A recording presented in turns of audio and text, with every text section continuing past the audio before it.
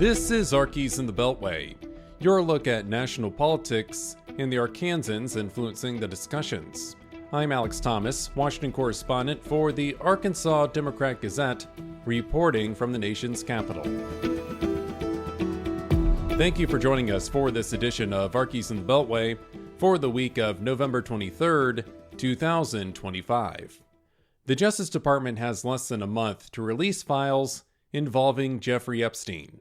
President Donald Trump signed legislation last Wednesday instructing the Justice Department to publish records regarding Epstein, the financier accused of sex trafficking underage girls. Epstein died in August 2019 in a New York City prison.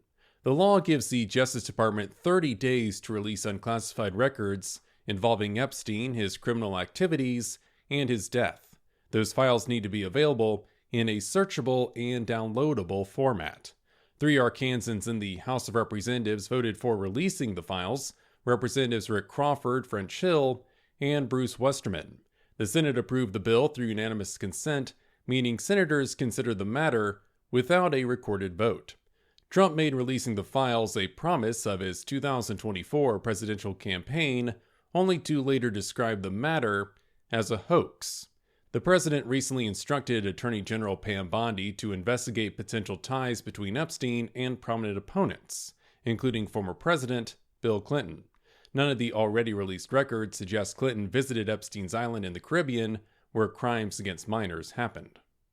One Arkansas House member who did not vote at all last week, Representative Steve Womack of Rogers. For the first time in his congressional career, Womack missed votes, the congressman citing a serious medical issue involving a family member. Womack had the longest active voting streak in the House of Representatives, voting 8,823 straight times between January 5, 2011 and last Monday. Regarding the Epstein files, Womack says he would have voted for the legislation, adding the federal government should be transparent and accountable for its handling of the Epstein investigation. A House committee taking a significant step forward with permitting legislation. The House Natural Resources Committee voted last Thursday to favorably report the SPEED Act to the full chamber. Republican committee members unified behind the bill. 2 Democrats, Maine's Jared Golden and California's Adam Gray, also backed the measure. The bill affects energy and infrastructure projects. It would limit environmental reviews to matters sharing close or proximate relationships to these projects. The bill would additionally prevent litigation against these projects 150 days from a federal agency's final decision on work. Representative Westerman chairs the House Natural Resources Committee.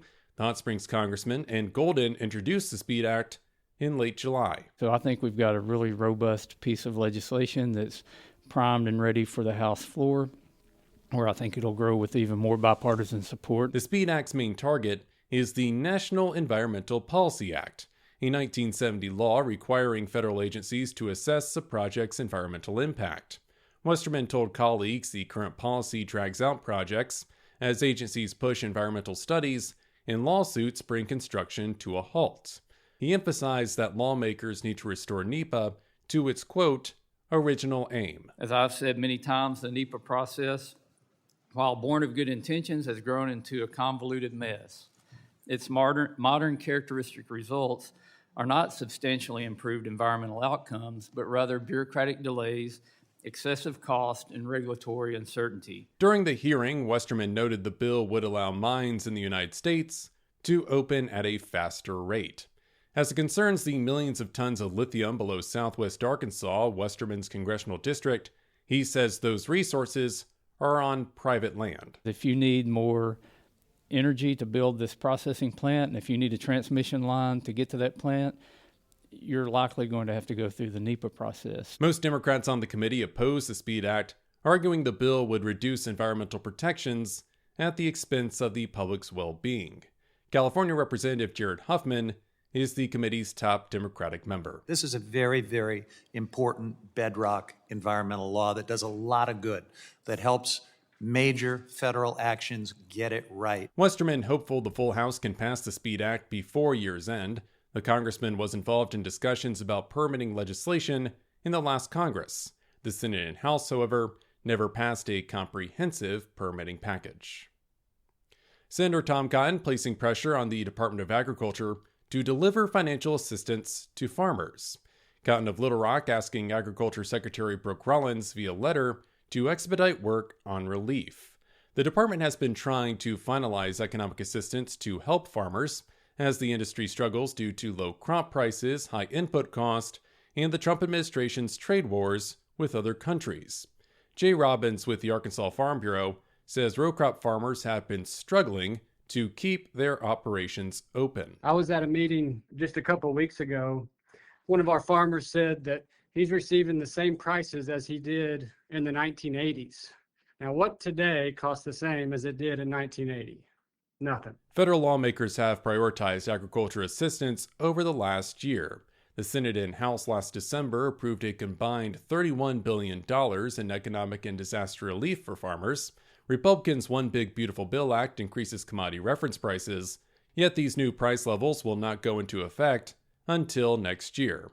Robbins says he's open to any sort of economic assistance, whether through the Department of Agriculture or an act of Congress. You know, as our farmers start to sit at the table across from their banker, they're going to need some assistance, that some help is on the way. A Department of Agriculture spokesperson tells the Democrat-Gazette the agency is continuing to assess the farm economy and explore possible assistance. They did not provide a timeline for when the agency could announce any sort of relief. And that'll do it for this edition of Arkies in the Beltway for the week of November 23rd, 2025. A quick programming note, we are taking next week off. We'll return with a new episode on December 7th. But in the meantime, you can stay up to date with all news involving Arkansas at arkansasonline.com. Special thanks, as always, to the team down in Little Rock. I'm Alex Thomas, and this has been Arkies in the Beltway. Thanks for listening, and have a great Thanksgiving.